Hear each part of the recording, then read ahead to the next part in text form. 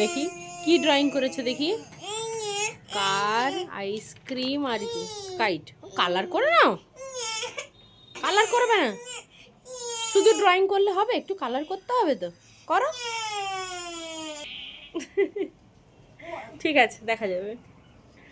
এই যে এক্ষুনি রান্নাবান্না করে এলাম, 1টা বাজে এখন ঘড়িতে। রান্নাবান্না শেষ হলো। বৃহস্পতিবার আজকে নিরামিষ, আর আজকে বর আমার ভাত খেয়ে যায়নি।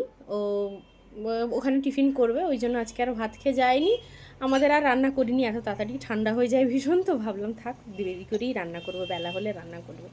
তো এই জন্য এক্ষুনি রান্নাবান্না করে এলাম। আর এই যে স্নান করে ওকে বললাম একটু ড্রয়িং প্র্যাকটিস করতে, এক্সাম চলছে, কালকেই লাস্ট আছে, একটু হলেও শান্তি, ছুটি কয়েকদিন থাকবে।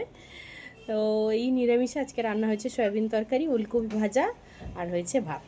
তোমাদের কি রান্না হয়েছে নিরামিষে অবশ্যই জানাবে।